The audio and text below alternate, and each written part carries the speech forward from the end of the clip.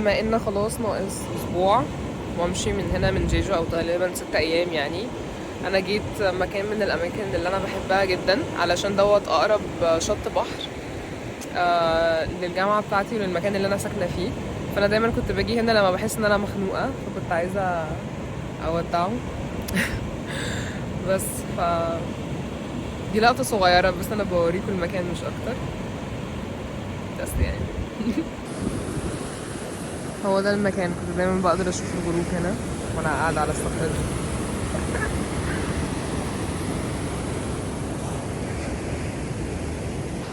بصوا في نجمه باينه والقمر باين، بس انا مش عارفه انتوا شايفينه ولا لا.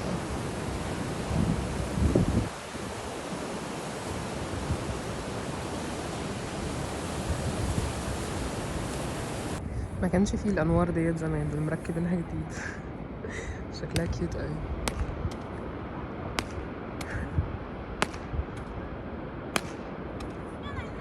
باي باي. أنا خلاص ماشيه. انا قاعده باكل تمر مع لبن، بحاول انظم حياتي واشوف انا هعمل ايه في الايام الجايه، لان انا بجد دماغي هتنفجر من كتر التفكير بجد والله. في حاجات الجامعه طالباها مني اللي انا المفروض اقدمها، حاجات كده زي health check up، حاجات للصحه والكلام ده. وفي نفس الوقت في حاجات انا المفروض يعني ابتدي الم حاجتي علشان ابعتها، وفي حاجات المفروض تترمي، وفي حاجات المفروض اديها لصحابي عشان مش عايزه ارميها، حاجات كده. وفي اكل محتاجه اخلصه عشان ما يترميش عشان حرام. وفي حاجات المفروض ان انا ابيعها او ان انا اديها لحد محتاجها. فبجد دماغي هتنفجر من كتر التفكير.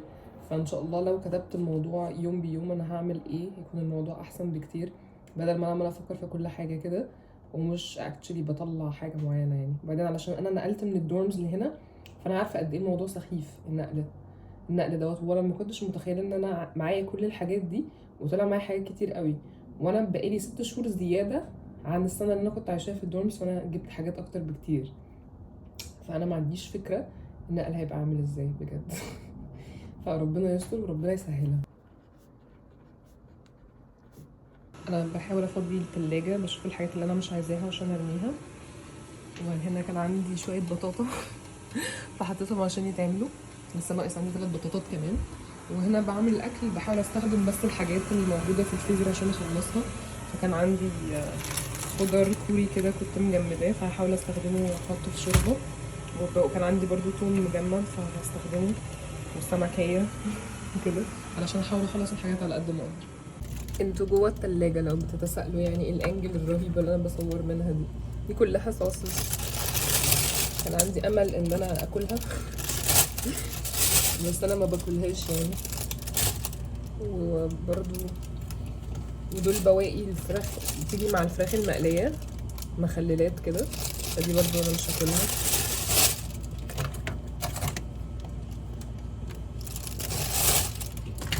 هما كتير قوي خسارة، بس انا ما باكلهمش اساسا.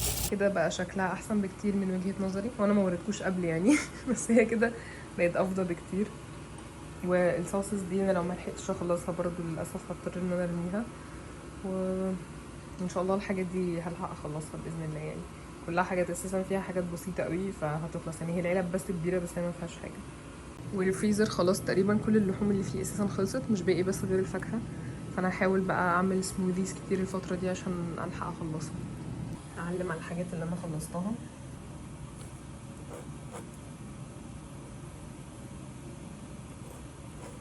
السمك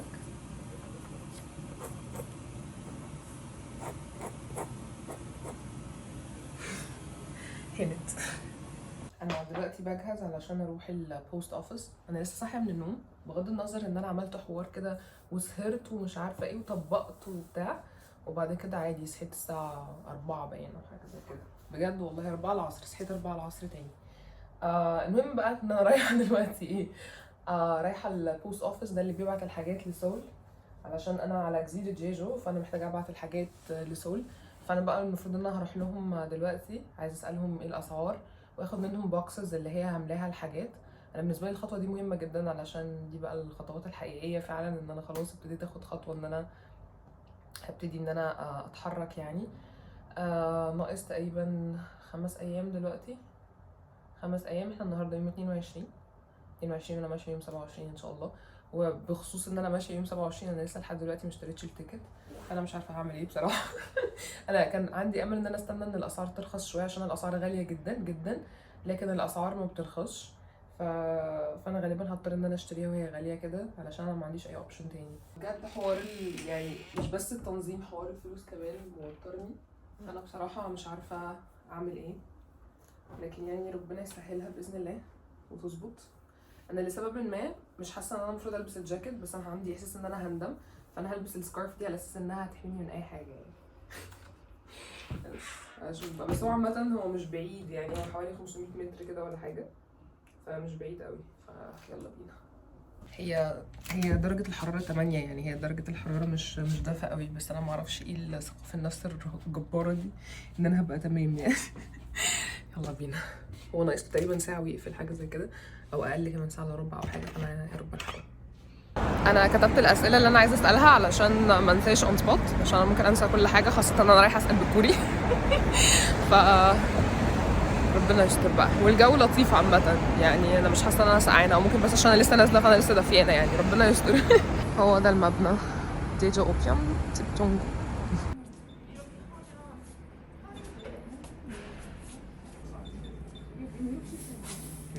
دي البوكسز اللي أنا جبتها، أنا جبت 3 بس علشان تقال قوي.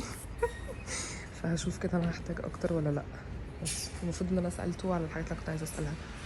أنا عمالة كل شوية بريح بالبوكسات، أنا مش عارفة لما يكونوا مليانين هعمل إيه. يا لهوي عليا.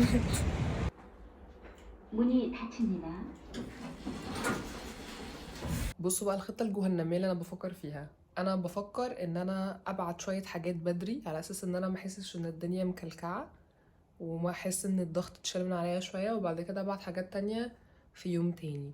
وبرضو إن أنا أقسمهم على يومين علشان الموضوع ما يبقاش صعب قوي والحاجات ما تبقاش تقيلة قوي، يا إما أعمل كل حاجة مرة واحدة وأخدها ضربة واحدة. فأنا بفكر في الاتنين، بس أنا في حاجات مش هعرف أعيش من غيرها، لأن أنا لو بعت الحاجات ديت يوم الجمعة، يوم الجمعة اللي جاي هي هتوصل كمان 3 أيام، ففي 3 أيام هبقى أنا قاعداهم هنا من غير مثلا الحاجات بتاعة المطبخ، من غير الحاجات اللي أنا بنام بيها، فاهميني؟ ففي حاجات كده ما ينفعش أعيش من غيرها، بس في نفس الوقت الحاجات اللي أنا ما ينفعش أعيش من غيرها هنا هي اللي أنا مش هينفع أعيش من غيرها هناك.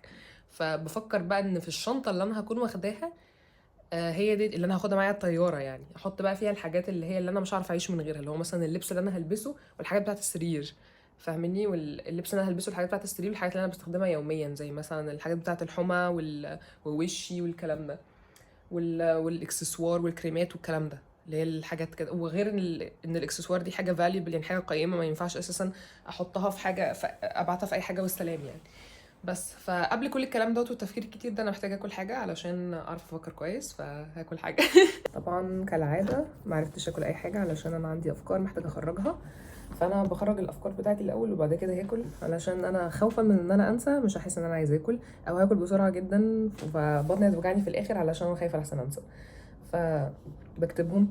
فانا هنا بحاول اكتب ايه الحاجات اللي انا ممكن ابعتها يوم الجمعه، وايه الحاجات اللي انا ممكن ابعتها قبل ما امشي بيوم، على اساس ان انا لما اوصل هناك باذن الله ما يكونش الحاجات الاساسيه اللي انا محتاجاها، زي مثلا الحاجات اللي انا بنام عليها بتاعه السرير، والحاجات اللي انا بستخدمها دولت اهم حاجه بالنسبه لي، خاصه الحاجات بتاعه السرير. الحاجات بتاعه المطبخ كده كده ممكن اقعد فتره من غيرها، لان اساسا المطبخ هناك في الدورمز اللي انا رايحاها ان شاء الله في مبنى تاني، ودي حاجه يعني بالنسبه لي مهزله الصراحه، بس على الاقل عندنا الحمام بتاعنا. انا في الدورمز اللي كنت هنا في تيجو هلا دوت، كنا بنستخدم الحمام مع كل الناس، يعني هو كان حمام واحد لكل الدورمز، مش يعني حمام واحد في كل دور، كنا بنستخدمه مع ناس كتير قوي. بس فعلى الاقل في شويه خصوصيه في هانيانج، في الجامعه اللي انا رايحاها ان شاء الله. بس لكن المطبخ بقى بنستخدمه مع كله في مبنى تاني اساسا، فانا ما اظنش ان انا هطبخ على الاقل اول اسبوع او اكتر من كده كمان، ده اذا يعني ما طبخت اساسا. فانا هاخد معايا الحاجات بتاعه المطبخ على امل ان انا ان شاء الله استخدمها بعد كده. لو يعني بعد كده ان شاء الله ايا يكن يعني. فدي الحاجات اللي انا بحاول اعملها، وبكتب الحاجات اللي انا المفروض اخلصها النهارده ان شاء الله، والحاجات اللي انا المفروض اخلصها بكره برضو باذن الله، عشان انا عندي حاجات المفروض ان انا اخلصها ومش عايزه انسى. هي الشمس خلاص هتغرب، هو اساسا اليوم كان مغيم قوي، فكانت الدنيا شكلها مغيم، فانا هروح بقى اكل ده الجاكيت والبطانيه، الدنيا عادي متوضبه ماشي. كان عندي شويه ده اسمه ايه، اوت ميل، فهحط عليه شويه لبن وهحاول احط عليه شويه فاكهه واكلهم مع بعض.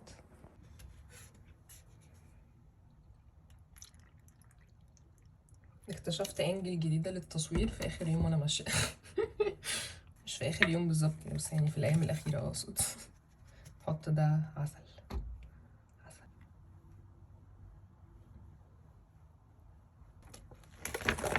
في كمان عندي بلو بيريز مجمدين فانا عايزه استخدمهم في اي حاجه. انا من ساعه ما جيت وانا جايبه الكيس ده، يعني بقاله 6 شهور عندي تقريبا. مخلصتوش عشان كنت عايزه ابقى انسانه صحيه، بس انا مش واضح ان انا ما كنتش انسانه صحيه قوي يعني. حط شويه لوز بس صغيرين عشان يبقى في اي حاجه مقرمشه، وانا في الطبيعه كنت هكسره يعني او هعمل حاجه، بس انا مكسله الصراحه. اضاءه بقى خافته وادور على حاجه لذيذه اتفرج عليها عشان انا متوتره. انا مش عارفه انا قلت متوتره دي كم. بصوا اللبن بقى بنفسجي. انا طلعت الشنطه الكبيره بتاعتي وابتدي احط فيها الهدوم اللي انا مش هلبسها او انا مش محتاجاها. كانت هنا. تعبت. كانت هنا عندي شنطه السفر وكده هنا كلها، فانا كنت حاطه الشنطه الكبيره وبعد كده الشنطه التانية دي جواها، فانا خرجت الشنطه الكبيره بس لحد بقى ما املاها يعني. انا حطيت كيس الاول عشان لو في اي حاجه فكرت تقع. ان شاء الله مفيش حاجه يعني، بس انا المفروض الشنطه دي اللي انا هبعتها وهم قالوا لي ان هم مش مسؤولين لو اي حاجه اتكسرت، فانا المفروض ان انا احط كل الحاجات اللي ما تتكسرش هنا باذن الله، وهاخد معايا كل الحاجات اللي تتكسر. هوريكم طريقه جامده جدا جدا جدا عشان تنجزوا الوقت.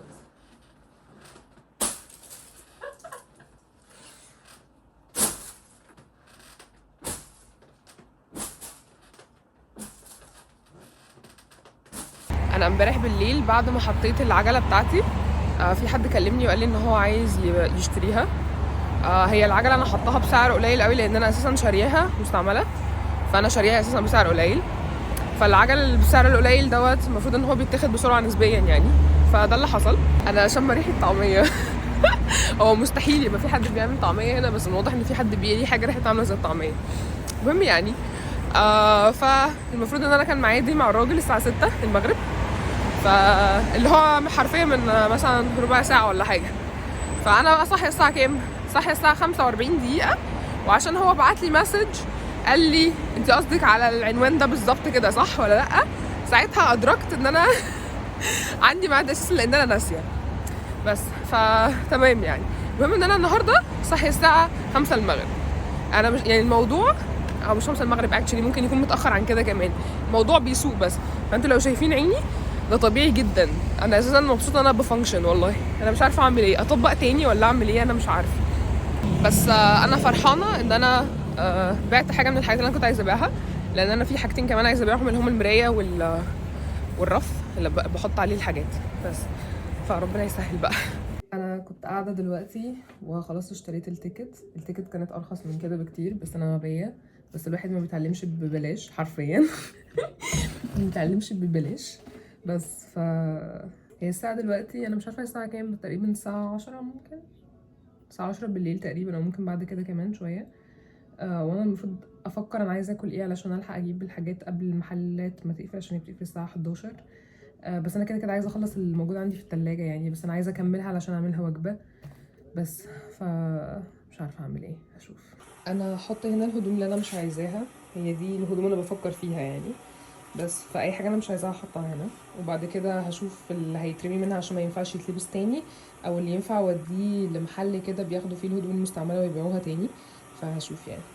انا كنت اتكلمت في فيديو قبل كده عن المحل دوت، هو فكرته كيوت قوي، ان انتوا بتودوا الهدوم المستعمله وبيدوكوا فلوس رمزيه، او انتوا بتطلبوا منهم ان انتوا مش عايزين فلوس يعني مقابل الهدوم ديت. بس فانا هشوف كده انا هعمل ايه.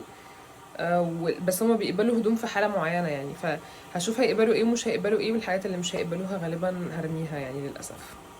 انا في وضع لا احسد عليه بجد. انا كميه الاحتياس اللي انا فيها لو دي كلمه مش طبيعيه بجد، لان انا اكتشفت معلومه عظيمه جدا جدا جدا، ان البوست اوفيس مش بيشتغل سبت وحد، تمام، وبكره الجمعه ان شاء الله، فبكره هو اخر يوم اقدر ابعت فيه الحاجات. ليه بقى؟ لان انا مسافره يوم 27 اللي هو يوم الاثنين، وانا لسه مكتشفه الموضوع دوت من نص ساعه بالظبط حرفيا. انتوا متخيلين انا قد ايه حياتي غير منظمه ان انا اكتشف حاجه زي كده؟ يعني انا كنت عامله حسابي ان انا لسه عندي يومين زياده اعرف اجمع فيهم نفسي ومش عارفه ايه، وانا تقريبا ما عنديش غير النهارده. يا اما قبل ما اسافر اروح اودي الحاجات تتبعت بالبوست اوفيس يعني في نفس اليوم.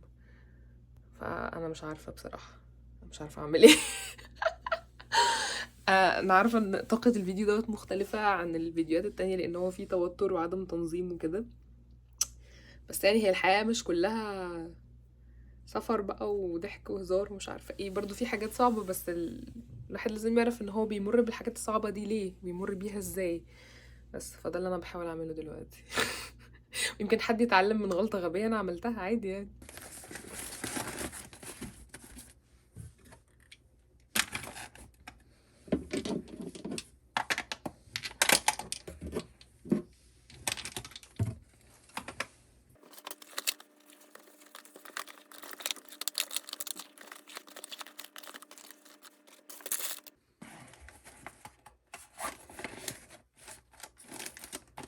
انا عملت او بعمل يعني شوربه لحمه، وهي بقى تاخد وقتها لحد ما تستوي، وده البصل والدنيا زي ما انتوا شايفين كده. مش عارفه. أنا كل ما ابتدي في حته اخش في حته تانية علشان انا عماله، ده تفكيري يعني، مش عارفه ابتدي فين واخلص فين. بس انا في كمان غسله عايزه انشرها. دي كل الفوط بتاعتي. تقريبا الا فوطه مثلا. بس بحب اغسلهم مع بعض علشان اغسلهم على درجه حراره عاليه.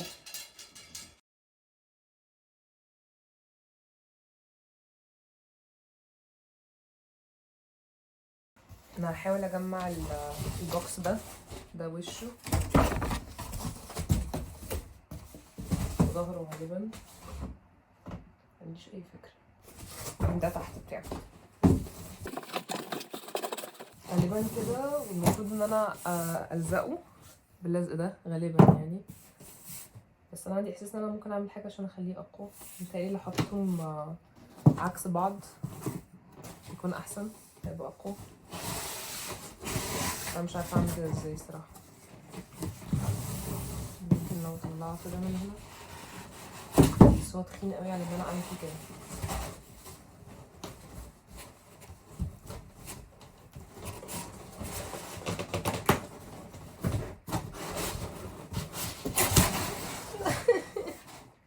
فشل ذريع.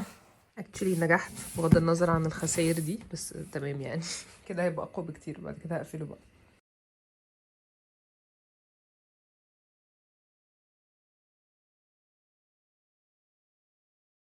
انا اول مره في حياتي اعمل الحوار ده، انا عارفه ان هي الدنيا شكلها مش قوي، بس انا غالبا هلفه اكتر تاني بعد ما اخلص ان شاء الله. انا دلوقتي خلصت الاكل. دي شوربه على الطريقه الكوري، لحمه ومع فجل بس، وبتفرج على حاجه كوري.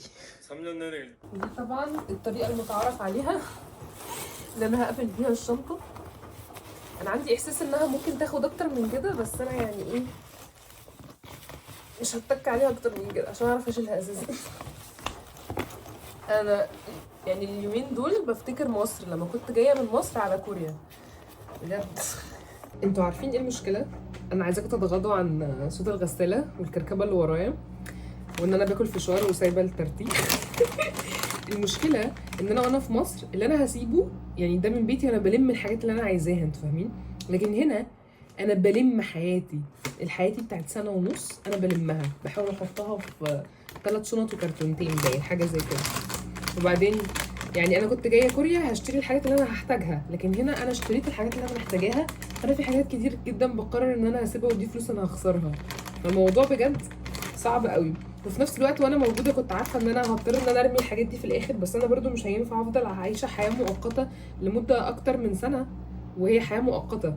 يعني حياه مؤقته بالنسبه لي ممكن 3 شهور مثلا، لكن اكتر من كده بجد كتير كتير ان انا ابقى عايشه في حاله ان انا عايشه في حياه مؤقته. انا بقالي ساعه بفتح الكيس بتاعتهم مش بتفتح كده زينا، فتح من الجنب كده بتقطع. بس فانا هتفرج على حاجه شويه وانا باكل فشار وبعد كده اقوم اكمل تاني. انا قررت ان انا هطبق، قررت ان انا هطبق obviously يعني، عشان المفروض اروح بدري ومفروض ان انا عايزه اروح اخلص حاجه كمان في الاوفيس بتاع الجامعه، وانا لو نمت هصحى الساعه 5 وكده هبوظ كل حاجه، فانا هطبق ان شاء الله بعون الله. الشمس هتشرق اهي. لسه الوضع زي ما هو تقريبا يعني. بس انا سعيده ان انا قفلت الشنطه الكبيره دي، وفي الشنطه التانية شنطه تانية صغيره خرجتها بره. دي حاجات هرميها، ودي برضو حاجات هتترمي، ودول الكرتونتين التانيين دول مريتها جزم وكتابين كده ولا حاجه. ناقص بس دي هلبسها ان شاء الله، ودولت انا عايزه اغسلهم، فهغسلهم وبعد كده هاخدهم معايا. وفي ايه تاني؟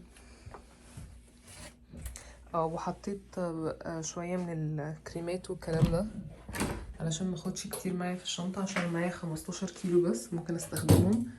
فدي تقريبا كانت مليانه يعني، فهي فضيت دول بس الحاجات اللي انا هاخدهم معايا، ودي في الحاجات الخلصانه هرميها منها، والحاجات اللي تنفع هاخدها معايا بس. ان شاء الله خير، انا لسه عايشه. انا نشرت هدوم تانية غير الفوط، والمفروض ان انا عندي غسله ابيض وغسله تانية غامقه بس. هشوف بقى هعمل ايه، ودي حاجات انا مش عارفه اعمل فيها ايه. الكتب دي هوديها لاصحابي في الدورمز، ممكن يستخدموها اللي هم لسه هيدرسوا تاني يعني. بس هي الساعه دلوقتي 11:30، والمفروض ان البوست اوفيس فتح من الساعه المفروض ان البوست اوفيس فتح من الساعه 9، بس انا قررت بعدها بساعه مثلا ان انا انزل. انا وديت الشنطه الكبيره اللي هي سودا وكنت هموت، ايدي بجد كانت هتتخلع. دلوقتي بقى انا حطيت الكرتونه والشنطه السودا الصغيره في العربيه كده بتاعه العماره. انا مش عارفه لو انا ينفع اخرج بيها بره، بس انا هخرج بيها بره وهمشي بيها في وسط الشارع ومش مشكله بقى. بس يعني اصل مستحيل ان انا هعرف اشيلهم، مستحيل يعني. ومستخسره بصراحه تاكسي، علشان مفيش اساسا هما يعني، هتبقى دقيقتين بالعربيه او 3 دقايق بالعربيه حاجه زي كده بس. يلا بينا. اهو ده المنظر. اهي دي اللحظات اللي الواحد بيفتقد فيها ان يبقى في حد معاه عشان يساعده، بس مش اكتر. حد يشيل، حد يحط الكلام ده. بس برضو عادي ولا يهمني، الحمد لله اهو، الحمد لله. هتعب شويه بس تمام. العربيه هي كان فيها الحاجات بعد ما مشيت بيها، وكنت عامله سيمفونيه وما كانش في حد بيتفرج قوي يعني، بس ستيل. بس دي بقى العربيه بتاعتهم نفسها، فانا هدخل بقى وفي اساسا الشنطه جوه. يا مسهل يا رب. لسه المفروض ان انا هعمل الموضوع دوت تاني ان شاء الله قبل ما اسافر بيوم، علشان لسه مخلصتش كل حاجه. انا خلاص بعت الجزء الاول من الحاجات، ودلوقتي رايحه الجامعه بتاعتي عشان في ورق محتاجه امضيه، علشان ان انا همشي من الجامعه ديت اروح لجامعه تانية، علشان الحاجه اللي هي بتاعه الصحه ان الجامعه التانية هي اللي هتعملها. الجامعه بتاعتي ديت مش دي يعني، بدلتي. فبقى المفروض ان اروح امضي لهم على الورقه دي، والنهارده اخر يوم برضو عشان بكره السبت والحد. اجازه. انا ما كنتش مدركه حاجه زي كده، بس الحمد لله ملحوقه باذن الله. بصوا النحله دي. الورد ده بجد ريحته حلوه قوي. هو ده الشجر ده بدايه التشيري بلوسم، عارفين اللي هو في الدراماز ده اللي بيقعد يقع على الناس ومش عارفه ايه، هو ده. بس ده لسه صغير قوي، ريحته حلوه قوي بجد. انا كده خلاص الحمد لله خلصت الورقه برضو دي مضيتها، بس انا دلوقتي بقى هروح البيت اكل بقيه الاكل اللي انا كنت عاملاه، علشان انا لسه مخلصتوش. وبعد كده بقى بفكر اروح اقعد في كافيه عشان ما انامش، عشان لو قعدت في البيت هنام. فهشوف هعمل ايه يعني. اشوف اروح اقعد في كافيه ولا اروح اقعد في البيت عادي بكرامتي واوفر فلوسي. هشوف. ازيكم يا جماعه. انا امبارح رجعت كلت زي ما قلت لكم، وبعد كده استسلمت ونمت الساعه 3:30 العصر، وبعد كده صحيت الساعه 1:30 بالليل، ومن الساعه 1:30 بالليل لحد دلوقتي الساعه 7 الصبح انا بحاول انام ومش عارفه. فقررت ان انا خلاص هفضل صاحيه